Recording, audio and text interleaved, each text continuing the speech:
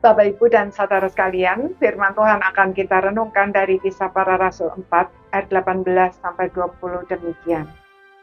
Dan setelah keduanya disuruh masuk, mereka diperintahkan supaya sama sekali jangan berbicara atau mengajar lagi dalam nama Yesus.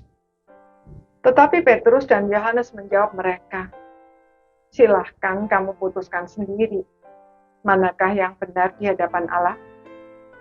Taat kepada kamu atau taat kepada Allah?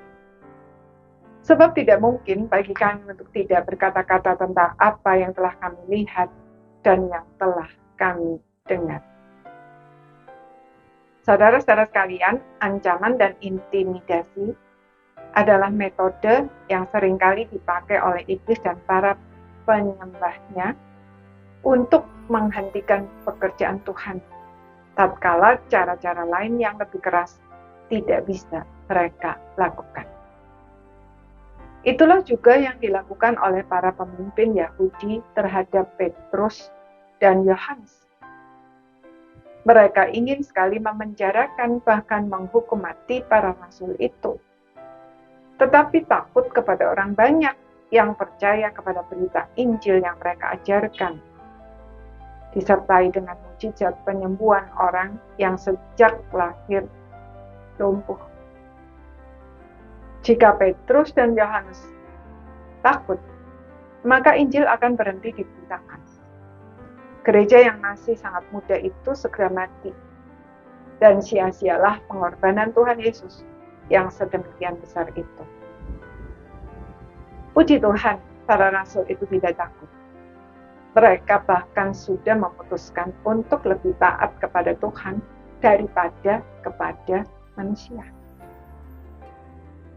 Mereka berkata bahwa tidak mungkin bagi mereka untuk tidak memberitakan Injil.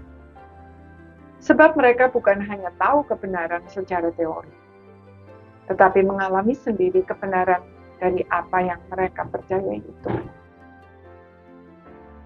Orang yang mengalami kebenaran Injil tidak mungkin tidak memberitakannya.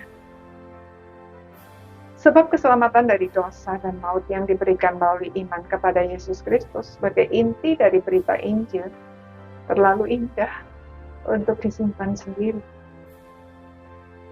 Pengalaman-pengalaman indah yang sifatnya sementara saja pasti kita ceritakan, apalagi keselamatan yang bersifat kekal. Lagi pula, jika kita sadar bahwa banyak orang sedang berada di pinggir jurang maut karena tidak ada keselamatan di luar Tuhan Yesus, dan kita mengasihi mereka, tentu kita rindu agar mereka diselamatkan, bukan? 1 Yohanes 4 ayat 18 berkata, di dalam kasih tidak ada ketakutan. Kasih yang sempurna melenyapkan ketakutan. Sebab ketakutan mengandung hukuman. Dan barang siapa takut, ia tidak sempurna di dalam kasih.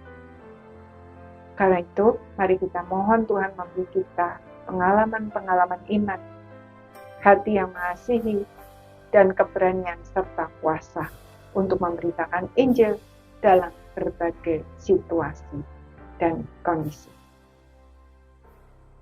Amin.